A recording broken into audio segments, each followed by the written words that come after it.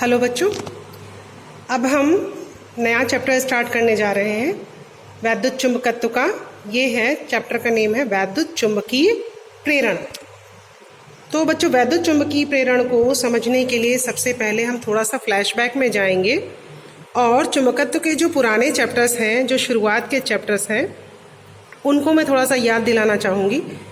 तो उसमें क्या, एक साइंटिस्ट थे हैंस क्रिश्चियन ओस्टेड।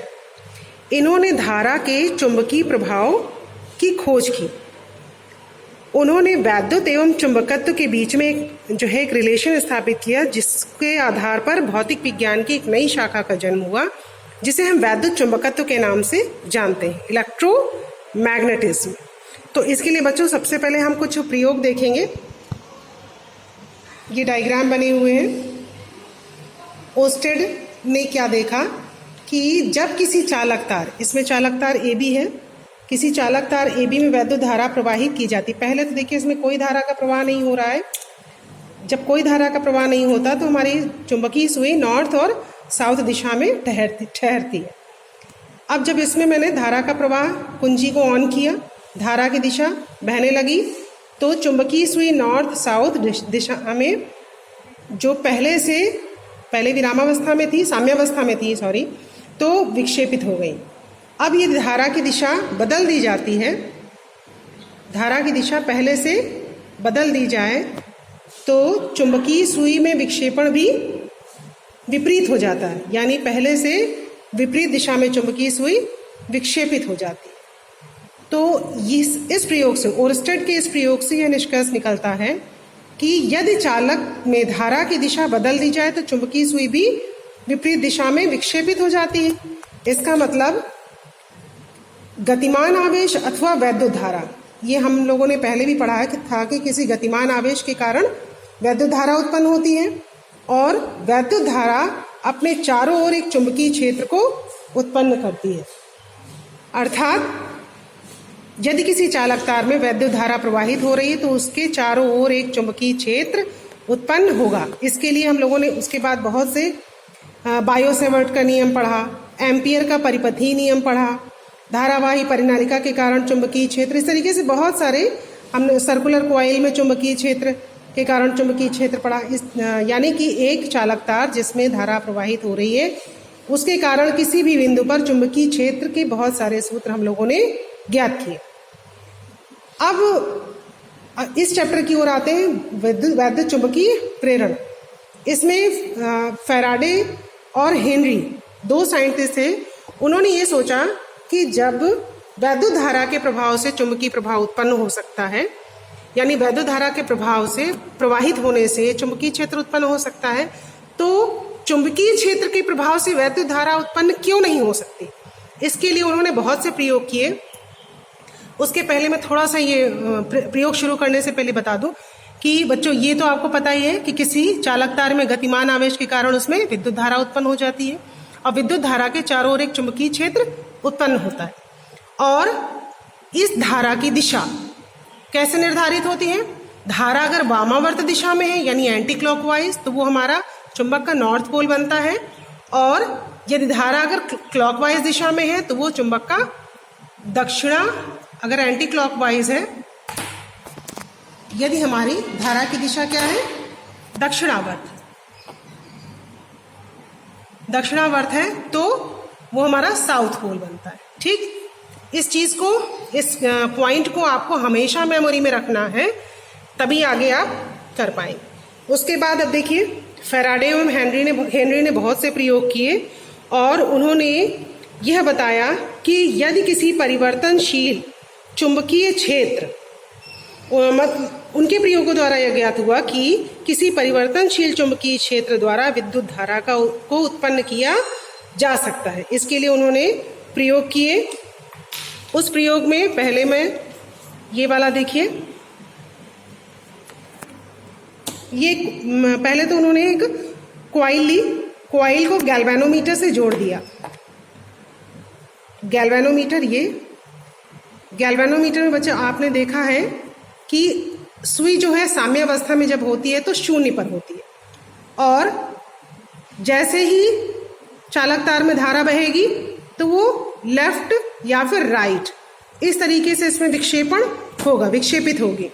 तो गैल्वेनोमीटर की एक खास विशेषता यह है कि एक अधिक सुग्राहिता इसकी बहुत ज़्यादा होती है। यानी अगर थोड़ी सी भी धारा प्रवाहित हुई तो जो है इसमें तुरंत विक्षेपण होगा, विक्षेपित होगी ये सुई। और ये साथ में धारा की दिशा भी बताएगी कि धारा किस दिशा में बह रही है। यानी अगर इस तरफ आई तो दिशा बताएगी और इस तरफ आई तो दिशा, मतलब दिशा पहले की विपरीत हो गई। इस तरीके से आपको ये धारा की दिशा भी गैल्वेनोमीटर से पता चल जाएगी। और जरा सी भी धारा होगी तो वो परिपथ में धारा जरा सी भी होगी तो इस सुई में विक्षेप होगा, अदरवाइज ये तुरंत अपनी साम्यावस्था में शून्य पर वापस आ जाएगी।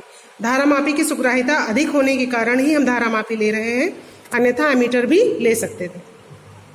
अब बच्चों ये देखिए, इसमें प्रयोग 1, फैराडे और हेनरी ने देखा कि जब किसी चुंबक को, पहले तो उन्होंने एक कॉइल ली, कॉइल को गैल्वेनोमीटर से जोड़ दिया। जब परिपथ में धारा कॉइल ली और उसे गैल्वेनोमीटर से जोड़ दिया। उन्होंने क्या किया, चुंबक को कॉइल के पास रख दिया। जब चुंबक को कॉइल के पास रख दिया तब तक उसमें कोई विक्षेप उत्पन्न नहीं हुआ, यानी कि कोई भी धारा का प्रवाह नहीं हुआ। परंतु जैसे ही उन्होंने चुंबक को गतिशील किया, यानी कि गतिशील करने से क्या होगा, आपको पता है कि चुंबक के चारों ओर एक चुंबकीय क्षेत्र उत्पन्न होता है, और जब चुंबक को पास लेके आए या दूर लेके जाएं तो चुंबक गतिशील यानी अवस्था में रखेंगे तो चुंबकीय बल रेखाएं, यानी कि इस कॉइल से गुजरने वाली चुंबकीय बल रेखाएं भी घटेंगी या बढ़ेंगी। पास लाएंगे तो बढ़ेंगी, दूर ले जाएंगे तो घटेंगी। यानी कि जब चुंबक को गतिशील अवस्था में रखा जाता है, यानी मूवमेंट अवस्था में रखा जाता है, तो फैराडे ने देखा कि इस गैल्वेनोमीटर में विक्षेप उत्पन्न हो जाता है। यानी शून्य से, यानी विरामावस्था से कॉइल जो है, चुंबकीय सुई थोड़ा सा विक्षेपित हो जाती है और इसका मतलब इसमें एक धारा का प्रवाह उत्पन्न हो जाता है। तो फैराडे के इस प्रयोग से निष्कर्ष निकलता है कि जब कुंडली तथा चुंबक के मध्य सापेक्ष गति होती है, मतलब चुंबक को आगे लाएं या पीछे लाएं, सापेक्ष गति होती है तो इस कॉइल में एक धारा का प्रवाह उत्पन्न हो जाता है। यह प्रूफ करता है, यह सिद्ध करता है कि चुंबकीय क्षेत्र, किसी परिवर्तनशील चुंबकीय क्षेत्र के कारण जो है किसी चालक तार में धारा उत्पन्न की जा सकती है। इसी प्रकार से नेक्स्ट एक प्रयोग देखा उन्होंने ये देखा, पहले प्रयोग में हमने क्या लिया था, यहाँ मैग्नेट लिया था, मैग्नेट के कारण हमने चुंबकीय क्षेत्र चेंज किया था। अब क्या कर रहे हैं, ये तो हमने लिया ही, पहली कॉइल हमारी C1 वही है, ठीक है, और दूसरी कॉइल हमने एक दूसरी कॉइल ली है जिसको हमने बैटरी से जोड़ दिया है। बैटरी से जोड़ने पर के बाद जो है इसमें धारा का प्रवाह हुआ। तो ओस्टेड ने क्या बताया था कि जब किसी चालक तार में धारा का प्रवाह होगा तो उसके चारों ओर क्या होगा, चुंबकीय क्षेत्र उत्पन्न होगा। तो बात तो वही है, चाहे चुंबक से हम चुंबकीय क्षेत्र उत्पन्न करें या फिर हम किसी चालक तार में धारा का प्रवाह करके उसके चारों ओर चुंबकीय क्षेत्र उत्पन्न करें, तो हमारी दोनों प्रॉब्लम, मतलब कुल मिला के हमें चुंबकीय क्षेत्र उत्पन्न करना है। इससे चुंबकीय क्षेत्र भी उत्पन्न हो रहा है, जो कि चुंबकीय बल रेखाएं आपकी कॉइल C1 से में प्रवेश कर रही हैं। अब धारा को घटाएंगे या बढ़ाएंगे तो उसी प्रकार से हमारी चुंबकीय बल रेखाएं भी घटेंगी या फिर बढ़ेंगी और हमारे गैल्वेनोमीटर में विक्षेप उत्पन्न हो जाएगा। यानी इस कॉइल में धारा के प्रवाह के कारण हमने चुंबकीय क्षेत्र उत्पन्न किया और इस चुंबकीय क्षेत्र के कारण हमने दूसरी कॉइल में धारा प्रवाहित कर ली। इस प्रकार यह निष्कर्ष निकलता है कि परिवर्तनशील चुंबकीय क्षेत्र से धारा उत्पन्न की जा सकती है। यानी प्रयोग 2, धारा युक्त कुंडली C2 के कारण कुंडली C1 में एक धारा उत्पन्न हो जाती है। बच्चों, इस कॉइल में जो धारा उत्पन्न होती है यह जो है प्रेरित धारा कहलाती है, ठीक है, क्योंकि इंड्यूस्ड करंट जो भी है, ये चुंबकीय क्षेत्र हमें इस कुंडली में प्रवाहित धारा को घटाने या बढ़ाने से चुंबकीय क्षेत्र में परिवर्तन होता है। चुंबकीय क्षेत्र में परिवर्तन होने से चुंबकीय बल रेखाएं, इसके अंदर चुंबकीय बल रेखाओं की संख्या घटती या बढ़ती है। तो परिवर्तन चुंबकीय क्षेत्र के कारण इसमें एक प्रेरित विद्युत वाहक बल उत्पन्न हो जाता है और इस प्रेरित विद्युत वाहक बल के कारण इसमें एक प्रेरित धारा उत्पन्न हो जाती है, इंड्यूस्ड करंट आई। अब इसकी दिशा मैं अभी दूसरे प्रयोग में बताऊंगी कि प्रेरित धारा की दिशा क्या होगी। इससे पहले इसी वीडियो में आप ये देख लीजिए कि चुंबकीय फ्लक्स क्या होता है। बच्चों, चुंबकीय फ्लक्स एक तरीके से किसी भी एक पर्टिकुलर विशेष एरिया से गुजरने वाला चुंबकीय क्षेत्र ही होता है। यानी कि हमारी एक कॉइल है, इस कॉइल से कितनी चुंबकीय बल रेखाएं गुजर रही हैं, यानी इस एरिया से, इस क्षेत्रफल से गुजरने वाला चुंबकीय क्षेत्र ही हमारा चुंबकीय फ्लक्स कहलाता है।